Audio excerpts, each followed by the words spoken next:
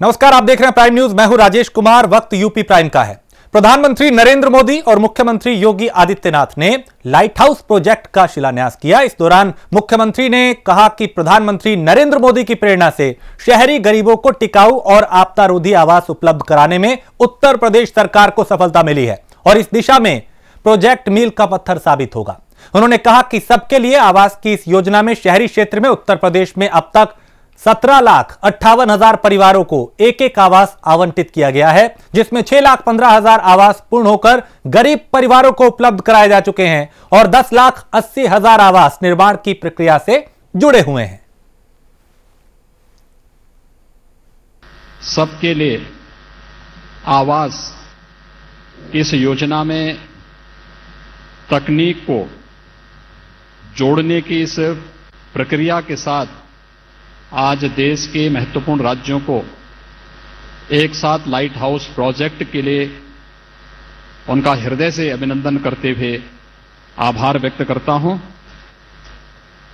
मुझे बताते हुए प्रसन्नता है कि सबके लिए आवास की इस योजना में शहरी क्षेत्र में उत्तर प्रदेश ने अब तक 17,58,000 से अधिक परिवारों को एक एक आवास उपलब्ध कराया है, जिनमें 6,15,000 आवास पूर्ण होकर के उन सभी गरीब परिवारों को उपलब्ध कराए जा चुके हैं और 10,80,000 परिवारों के आवास निर्माण की विभिन्न प्रक्रिया से जुड़े हुए हैं।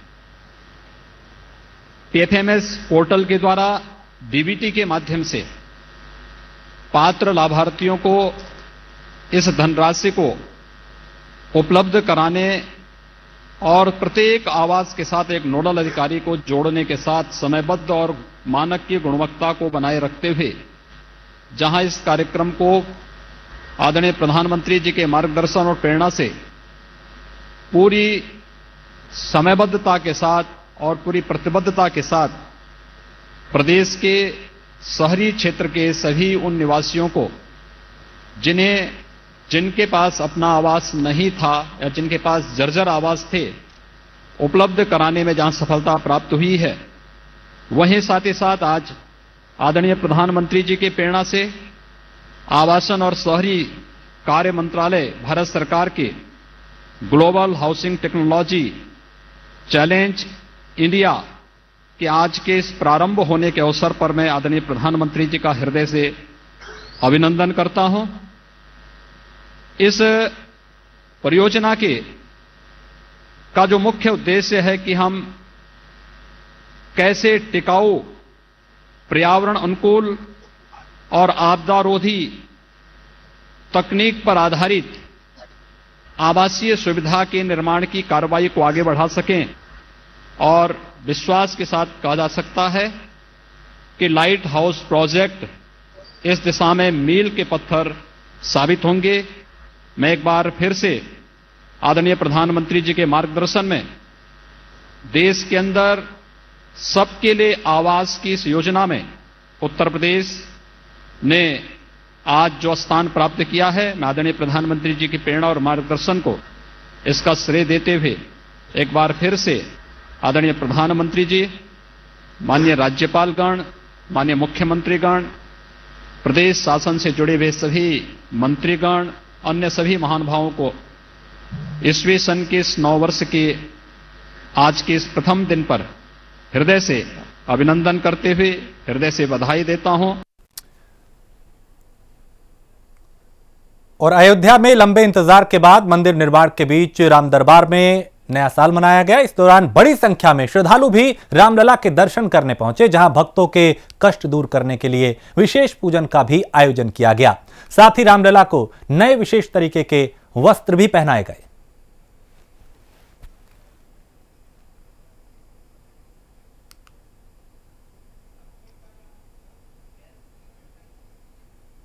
देखिए, पहली बात तो है कि 9 वर्ष के उपलक्ष्य में नवीन वस्त्र रामलला को धारण कराया गया है।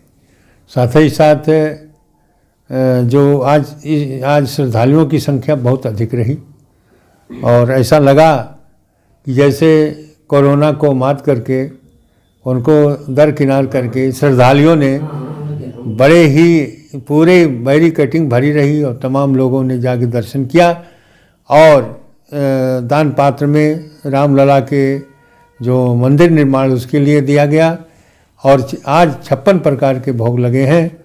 जब भगवान राम विजय करके आए थे लंका से और अयोध्या वासियों ने उस 56 प्रकार के भोग लगाए थे जो प्रतिवर्ष प्रतिपदा अमावस्या के बाद प्रतिपदा को लगता है, उसी रूप में आज 9 वर्ष के प्रारंभ में रामलला को 56 प्रकार के भोग लगा। उसके बाद प्रसाद का वितरण हुआ। तो इस प्रकार से रामलला का जो सम्मान है, स्वागत है, वो नवीन वस्त्र और 56 प्रकार के भोग से किया गया है।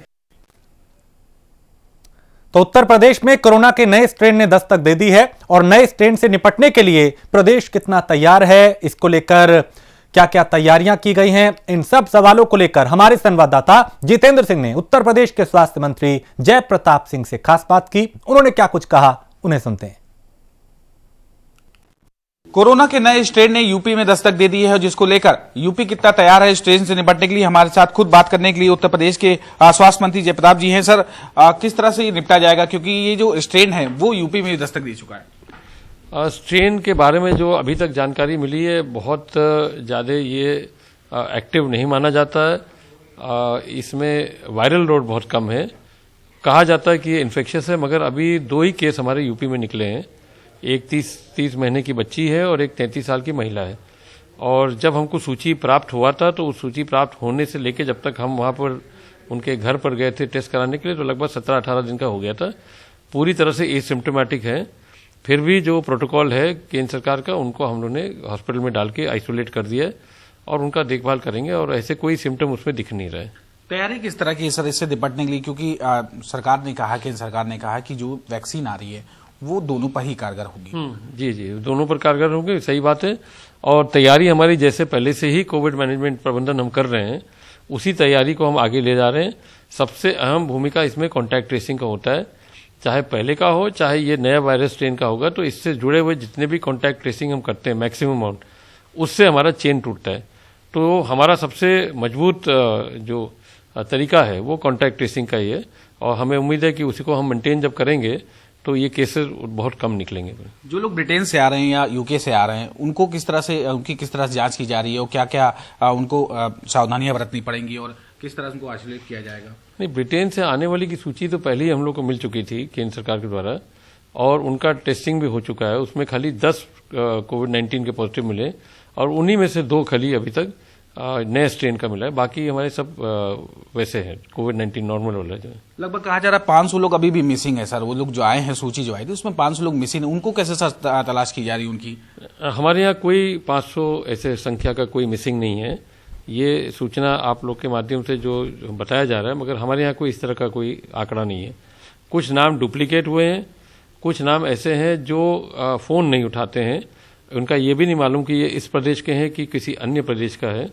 तो वो तो हम लोगों ने वापस भेज दिया कि वो वहाँ से केंद्र सरकार के द्वारा जब पासपोर्ट के उससे मिलान करेंगे तो पता चलेगा कि उत्तर प्रदेश के रहने वाले हैं कि किसी अन्य प्रदेश के वाले हैं। वैक्सीन की सर 2 जनवरी से अभ्यास करना, दोबारा वैक्सीनेशन के लिए तैयारी अभ्यास शुरू करने जा रहे हैं, उसके किस तरह से निपटा जाएगा, किस तरह से तैयारी होगी?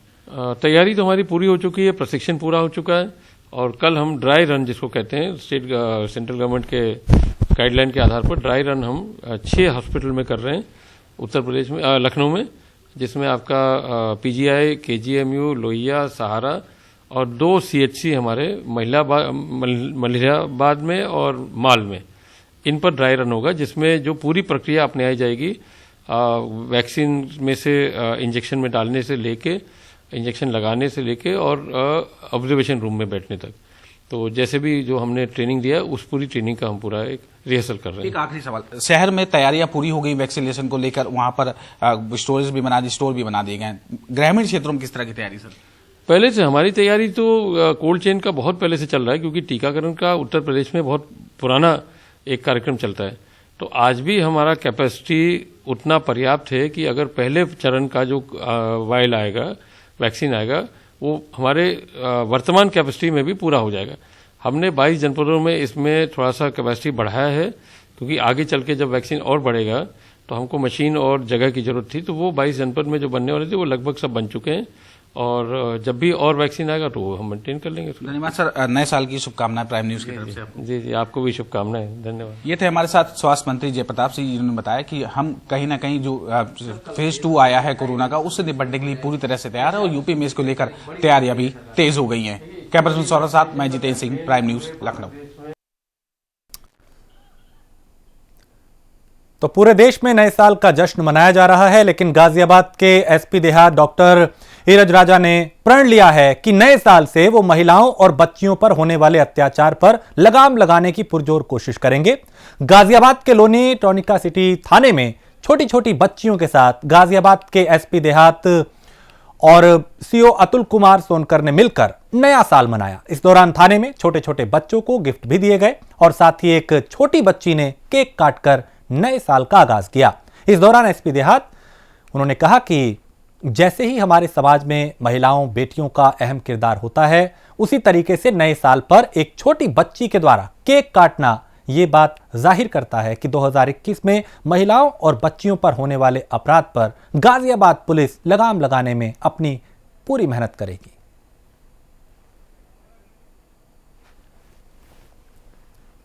बहुत ही अच्छा कार्यक्रम हुआ है नव वर्ष के पहले दिन। इसमें बहुत अच्छा कार्य किया हमारे सीओ साहब ने और एसएचओ टोनिका सिटी ने। उन्होंने बहुत अच्छा कार्यक्रम ऑर्गेनाइज किया।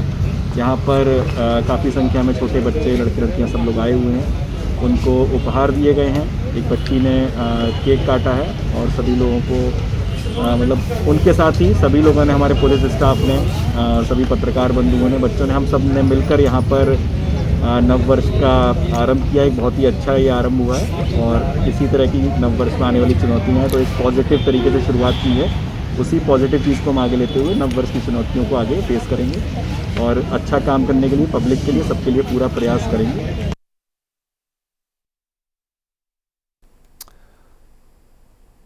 और उत्तर प्रदेश में यूके से लौटकर आए लोगों की टेस्टिंग लगातार की जा रही है। अपर मुख्य सचिव स्वास्थ्य अमित मोहन प्रसाद अब तक प्रदेश में 2500 लोगों की जांच की गई है। उन्होंने जानकारी दी, जिसमें केवल 2 लोगों में कोविड का नया स्ट्रेन पाया गया।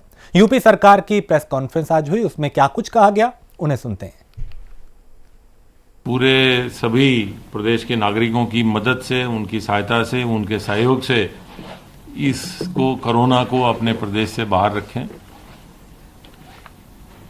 प्रदेश में कोरोना का संक्रमण कम हुआ है, जैसा कि अभी अपर मुख्य सचिव स्वास्थ्य ने आपको बताया। संक्रमण कम होने से कंटेनमेंट जोन और हॉटस्पॉट काफ़ी कम हो गए हैं।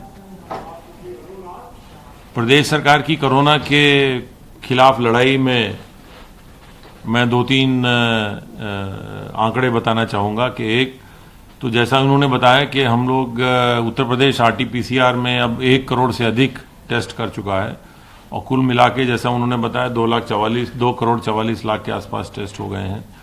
अगर ये आप देखें कि उत्तर प्रदेश सरकार की जो एक सर्वेलेंस की रणनीति रही है और कॉन्टैक्ट ट्रेसिंग की जो रणनीति रही है, उसमें केवल सर्वेलेंस में लगभग 15 करोड़ से अधिक लोगों तक हमारी स्वास्थ्य विभाग की और अन्य हमारी जो टीमें हैं प्रदेश सरकार की, वो पहुंची हैं, उनका हालचाल लिया है, संक्रमण का उनका हालचाल लिया है।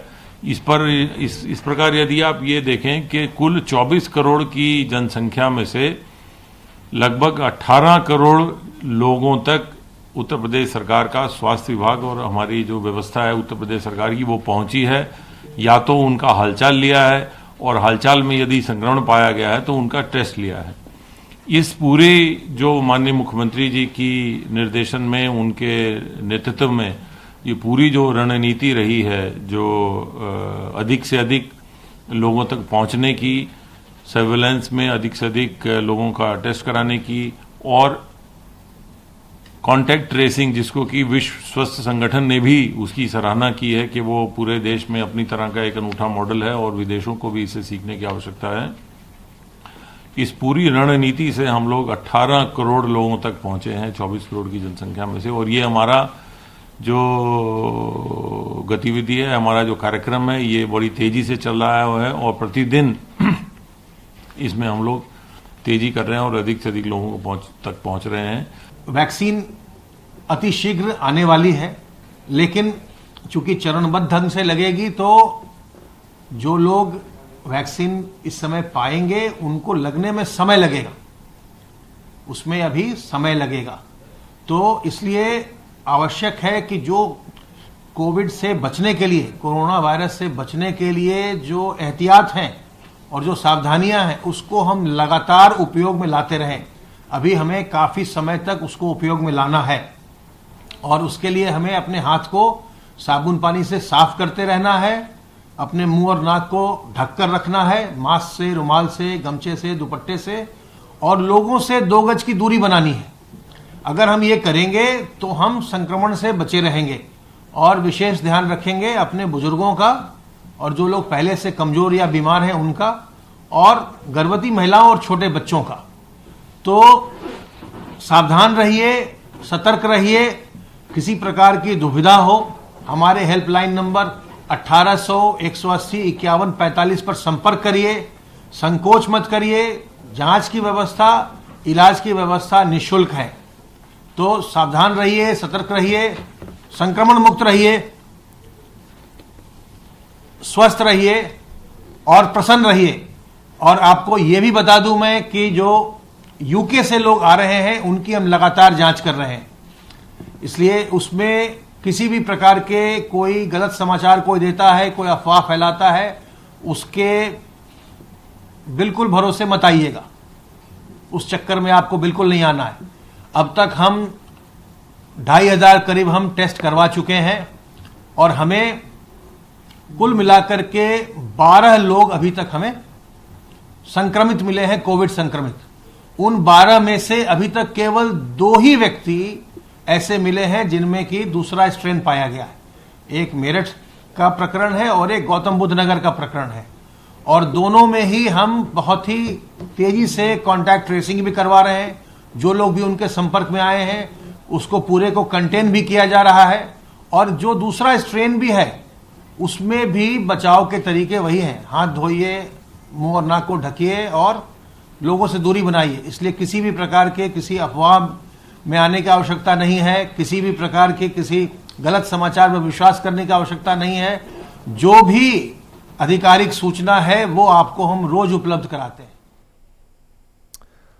और बस्ती के एसपी हेमराज मीना के निर्देश पर स्वाट टीम प्रभारी विनोद यादव और लालगंज थाना प्रभारी निरीक्षक ने लालगंज में हुई लूट की घटना का खुलासा कर 2 आरोपियों को गिरफ्तार किया। पुलिस ने घटना में इस्तेमाल मोटरसाइकिल और असला भी बरामद किया है।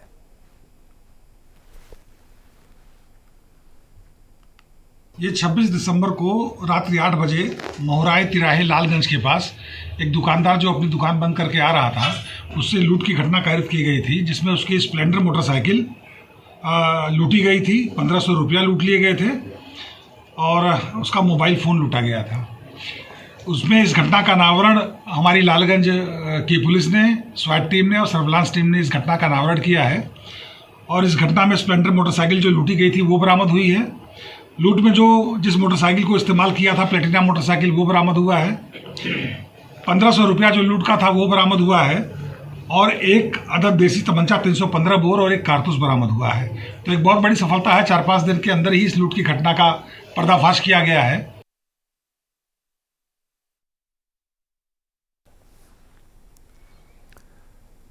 लखनऊ में जिलाधिकारी अभिषेक प्रकाश ने महिलाओं के साथ हो रहे अपराध को रोकने और मिशन शक्ति को मजबूत करने के लिए मिशन शक्ति काउंसलिंग के हेल्प डेस्क की शुरुआत की है, जिसमें 24 घंटे सुविधाएं चालू रहेंगी।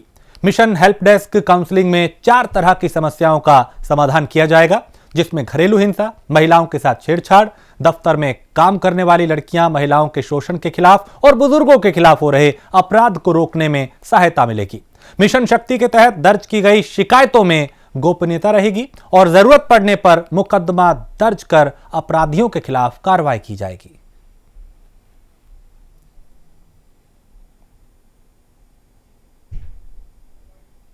आप जानते हैं कि माननीय मुख्यमंत्री जी के निर्देशों के क्रम में पूरे जनपद लखनऊ में, पूरे प्रदेश में इनफैक्ट चलाया जा रहा है, और जनपद लखनऊ में राजधानी होने के नाते हम लोग विशेष कार्य कर रहे हैं मिशन शक्ति अभियान के अंतर्गत। इसी के लिए आज 9 वर्ष 2021 की एक गिफ्ट के रूप में आप समझिए, जो कि पूरे लखनऊ जनपद को दिया जा रहा है। ये एक टोल फ्री नंबर है जिससे हमारे एक्सपर्ट काउंसलर्स डायरेक्टली जुड़े रहेंगे और इसमें हम लोगों ने 4 विशेष सेगमेंट बनाए हैं, जिसमें मानिए टीनेज गर्ल्स हैं, इसके अलावा जो शादीशुदा महिलाएं हैं और अगर उन्हें कहीं डोमेस्टिक वायलेंस है, इस प्रकार के इश्यूज आ रहे हैं, या ओल्ड एज लेडीज़ हैं उनको कोई इश्यूज आ रहे हैं, या हमारी वर्किंग वुमेन है जो कि प्राइवेट सेक्टर या जिस भी स्थान पे कार्य क्षेत्र में वहाँ उन्हें कोई दिक्कत आ रही हो, कोई प्रॉब्लम है, तो वो काउंसलिंग के लिए और क्या उनके अधिकार हैं और क्या उनके पास ऑप्शंस हैं, इन सब चीज़ों को यहाँ से हम कनेक्ट करेंगे।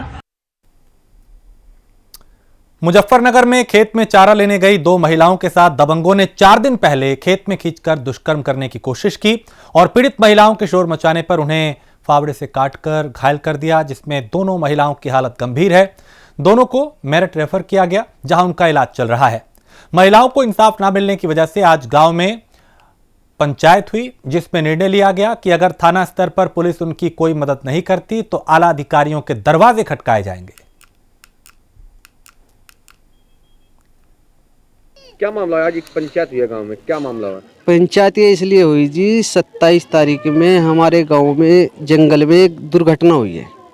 उसमें हमारे जो पीड़ित परिवार से थी, उसमें 2 लेडीज थी, तो वे छोल के आ रही थी।